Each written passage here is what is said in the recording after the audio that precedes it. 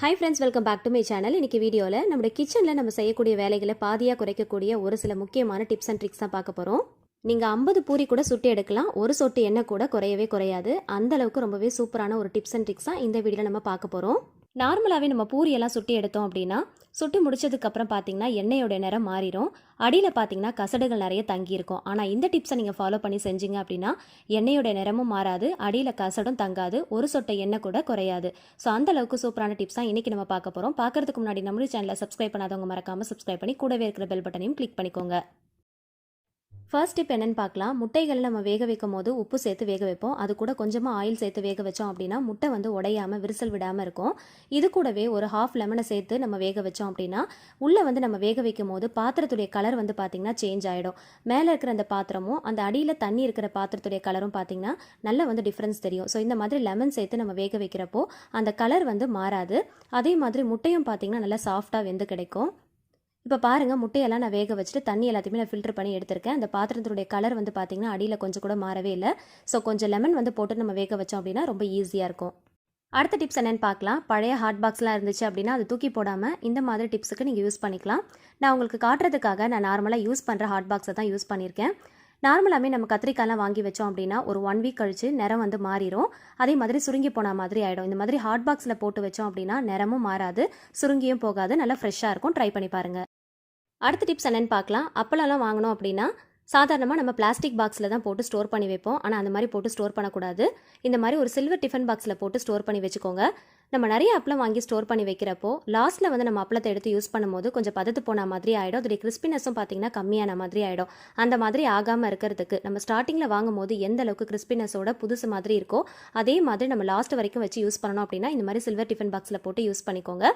அதே மாதிரி இதில் ஒரு துண்டு கட்டி பெருங்காயத்தை போட்டு நம்ம ஸ்டோர் பண்ணி வச்சோம் அப்படின்னா இந்த வாசனைக்கு அது பதத்து போகாமல் இருக்கும். அந்த கிறிஸ்பினஸும் பார்த்திங்கன்னா கொஞ்சம் கூட கம்மியாகாமல் இருக்கும். ஸோ கண்டிப்பாக ட்ரை பண்ணி பாருங்கள்.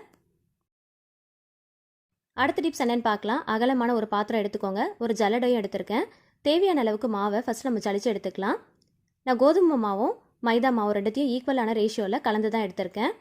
ஸோ நீங்கள் எப்படி வேணாலும் நீங்கள் எடுத்துக்கலாம். கோதுமை மாவில் மட்டும் நீங்கள் பண்ணலாம், அப்படி இல்லைனா மைதா மாவில் மட்டும் பண்ணலாம், அப்படி இல்லைனா ரெண்டுத்தையும் சேர்த்து கூட நம்ம எடுத்துக்கலாம். எப்போவுமே நம்ம பண்ணும்போது ஒரு தடவை சளிச்சிட்டு செய்கிறது ரொம்பவே நல்லது.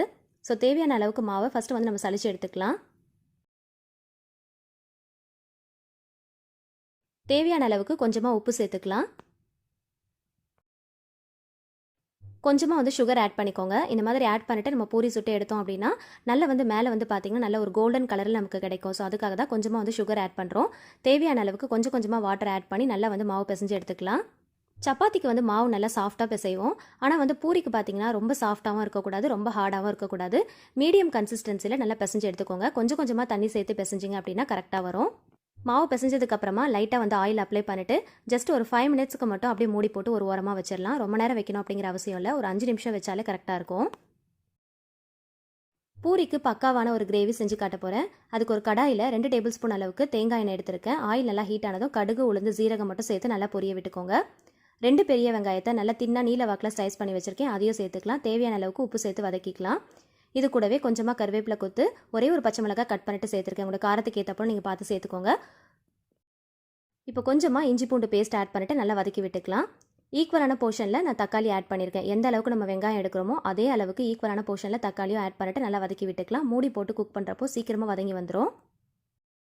இப்போ இதில் தேவையான மசாலா பொருட்கள் சேர்த்துக்கலாம். 1/4 டீஸ்பூன் அளவுக்கு மட்டும் மஞ்சள் தூள் சேர்த்துருக்கேன். உங்களோட காரத்துக்கு ஏற்றா போல் மிளகாய்த்தூள், தனியாத்தூள், ஜீரகத்தூள் எல்லாமே சேர்த்துக்கோங்க. கலருக்காக காஷ்மீரி ரெட் சில்லியும் ஆட் பண்ணியிருக்கேன். சேர்த்துட்டு மசாலா வாசனை போகிற அளவுக்கு நல்லா வதக்கி விட்டுக்கலாம்.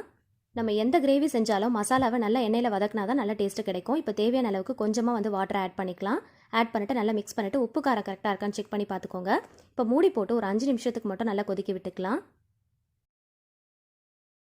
இப்போ இதில் நல்ல கெட்டியான புளிப்பு இல்லாத நல்ல க்ரீமியான தயிராக பார்த்து ஆட் பண்ணிக்கோங்க. வீட்லேயே செஞ்சு தயிராக இருந்துச்சு அப்படின்னா ரொம்பவே பெஸ்ட்டாக இருக்கும். இதை ஆட் பண்ணிவிட்டு நல்லா ஒரு தடவை கலந்து விட்டுக்கலாம். தக்காளி சேர்த்துருக்கிறதுனால தயிர் வந்து புளிப்பில்லாத தயிராக இருந்தால் தான் இந்த கிரேவி வந்து நல்லா டேஸ்ட்டாக இருக்கும். மூடி போட்டு அகைன் ஒரு 5 நிமிஷத்துக்கு மட்டும் மீடியம் ஃப்ளேமில் வச்சு நல்லா வந்து குக் பண்ணி எடுத்துக்கோங்க. வீட்டில் வெஜிடபிள்ஸ் இல்லாத டைமில் இந்த மாதிரி கிரேவி நமக்கு ரொம்பவே யூஸ்ஃபுல்லாக இருக்கும். ஸோ கண்டிப்பாக ட்ரை பண்ணி பாருங்கள். லாஸ்ட்டாக வந்து ஸ்டவ் ஆஃப் பண்ணதுக்கப்புறமா கொத்தமல்லி இலைகள் தூவி சர்வ் பண்ணிக்கோங்க. ஒரு பிளேட்டில் பூரியை தேய்க்கிறதுக்கு தேவையான அளவுக்கு மாவு எடுத்துக்கலாம். எப்பயுமே நம்ம வந்து சப்பாத்தி, பூரி எல்லாம் தேய்க்கிறதுக்கு கோதுமை மாவு தான் யூஸ் பண்ணுவோம். கோதுமை மாவு யூஸ் பண்ணி நம்ம பூரியை தேய்ச்சி எடுத்தோம் அப்படின்னா எண்ணெயில் போடும்போது அந்த கசடுகள் எல்லாமே வந்து அடியில் போய் தங்கிரும். எண்ணெயோட நிறமும் பார்த்தீங்கன்னா ரொம்பவே மாறிடும். ஸோ எப்போவுமே பூரி தேய்க்கிறதுக்கு கோதுமை மாவுக்கு பதிலாக மைதா மாவு அப்படி இல்லைனா கார்ன்ஃப்ளவர் மாவு யூஸ் பண்ணிவிட்டு நல்லா தேய்ச்சிட்டு அதுக்கப்புறமா பூரி சுட்டு பாருங்கள். எண்ணெயோடைய நிறமும் மாறாது, கசடுகளும் அடியில் போய் தங்காது. இப்போது சின்ன சின்ன உருண்டைகளாக பிடிச்சி எடுத்துக்கலாம். நம்ம சப்பாத்தி செய்கிறோம் அப்படின்னா பெரிய உருண்டைகளாக பிடிச்சி எடுப்போம். பூரிக்கு வந்து சின்ன உருண்டைகளாக பிடிச்சோம் அப்படின்னா கரெக்டாக இருக்கும்.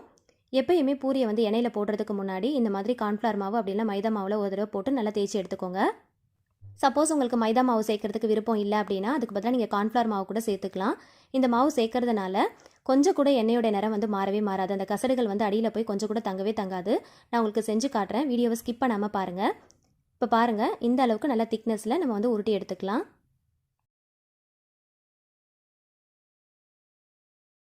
இப்போ ஒரு சில்வர் கடாயில் தேவையான அளவுக்கு ஆயில் சேர்த்துருக்கேன். எப்பயுமே சில்வர் கடாயில் ஆயில் சேர்க்கறதுக்கு முன்னாடி சில்வர் கடாய் வந்து நல்லா கொஞ்சம் லைட்டாக ஹீட் ஆனதுக்கப்புறமா சேர்த்துக்கோங்க. இப்போ தேவையான அளவுக்கு கொஞ்சமாக தான் ஆயில் சேர்த்துருக்கேன், ரொம்ப கூட சேர்க்கல, நீங்கள் பார்த்தாலே தெரியும். தேவையான அளவுக்கு பூரியெல்லாம் நம்ம ஃபஸ்ட்டு பரத்தி வச்சுக்கலாம். அதே போல் சில்வர் கடாயில் ஆயில் சேர்த்ததுக்கப்புறமா நம்ம பூரி சுட்டு எடுக்கிறதுக்கு கொஞ்சம் நேரம் ஆகும் இல்லையா? ஸோ அந்த டைமில் பார்த்தீங்கன்னா அடியில் வந்து கொஞ்சம் நிறம் மாறி கருகி போன மாதிரி ஆகிடும். எப்பயுமே சில்வர் கடாயில் நம்ம ஆயில் சேர்த்தோம் அப்படின்னா ஒரு தடவை இந்த மாதிரி சுற்றி விட்டுட்டு நீங்கள் யூஸ் பண்ணிக்கோங்க. அது பொரியல் செஞ்சாலும் சரி, இல்லை வறுவல் செஞ்சாலும் சரி, இல்லை பொரிக்கிற மாதிரி இருந்தாலும் சரி, இந்த மாதிரி செய்கிறப்போ சுற்றி வந்து பார்த்தீங்கன்னா அந்த கருப்பு நிறமாக ஆகாது, அந்த அடிப்பிடிச்சா மாதிரி ஆகாது.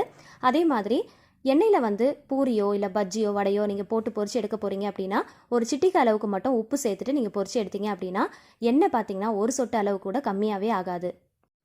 எப்பயுமே பூரி வடை பஜ்ஜியில் நம்ம பொரிச்சு எடுத்தோம் அப்படின்னா எண்ணெய் வந்து பார்த்தீங்கன்னா சீக்கிரமாக குடிச்சிடும். அந்த மாதிரி எண்ணெய் குடிக்காமல் இருக்கிறதுக்கு ஒரு சிட்டிக்கு அளவுக்கு மட்டும் உப்பு சேர்த்தா போதும், ரொம்ப சேர்க்கணும் அப்படிங்கிற அவசியம் இல்லை.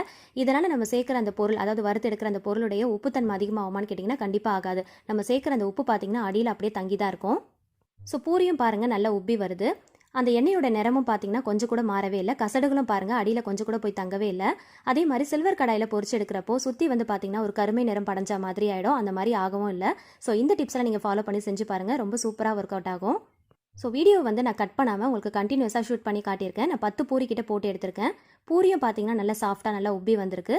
அதே போல் எண்ணெயோட நிறமும் மாறல. அடியில் பார்த்தீங்கன்னா கசடுகள் கொஞ்சம் கூட தங்கவே இல்லை. அந்த அடியில் பார்த்தீங்கன்னா அந்த அடிப்பிடிச்ச கரைகளும் சுத்தமாக இல்லை. ஸோ இப்போ பாருங்கள், உங்களுக்கு நல்லா ஜூம் பண்ணி காட்டுறேன். இந்த டிப்ஸை நீங்கள் ஃபாலோ பண்ணிங்க அப்படின்னா கண்டிப்பாக இது நல்லாவே ஒர்க் அவுட் ஆகும். ஸோ கொஞ்சம் எண்ணெய் இருந்தாலே போதுங்க, நீங்கள் 50 பூரி கூட சுட்டி எடுத்துக்கலாம். அந்தளவுக்கு ரொம்பவே சூப்பராக ஒர்க் அவுட் ஆகக்கூடிய டிப்ஸ் தான் இது. கண்டிப்பாக நீங்கள் ட்ரை பண்ணி பாருங்கள். ட்ரை பண்ணிவிட்டு மறக்காமல் கமெண்ட்ஸில் ஷேர் பண்ணிக்கோங்க. ஒரு சிட்டிகை அளவுக்கு உப்பு சேர்த்தா போதுங்க, ஆயிலை நல்லா சேவ் பண்ணலாம். ஒரு சிட்டிகை உப்பு செய்கிற வேலையை பார்த்தீங்கல்ல. ஸோ கண்டிப்பாக நீங்கள் எப்போல்லாம் பூரி சுடுறீங்களோ அப்போல்லாம் இந்த டிப்ஸை மறக்காமல் ஃபாலோ பண்ணிக்கோங்க. ஸோ இந்த டிப்ஸ் எல்லாமே உங்களுக்கு ரொம்ப யூஸ்ஃபுல்லாக இருக்கும்னு நினைக்கிறேன். வீடியோ பிடிச்சிருந்துச்சுன்னா மறக்காமல் லைக் பண்ணுங்கள், உங்களோட ஃப்ரெண்ட்ஸ் அண்ட் ஃபேமிலிஸ் கூட ஷேர் பண்ணிக்கோங்க. நீங்களும் ட்ரை பண்ணி பார்த்துட்டு மறக்காமல் கமெண்ட்டில் சொல்லுங்கள். இந்த மாதிரியான யூஸ்ஃபுல்லான டிப்ஸ் அண்ட் ட்ரிக்ஸ் தெரிஞ்சுக்க ஆசைப்பட்டீங்க அப்படின்னா நம்மளோட சேனலை மறக்காமல் சப்ஸ்கிரைப் பண்ணிட்டு தொடர்ந்து சப்போர்ட் பண்ணுங்கள். Thank you so much. கீப் வாட்சிங்.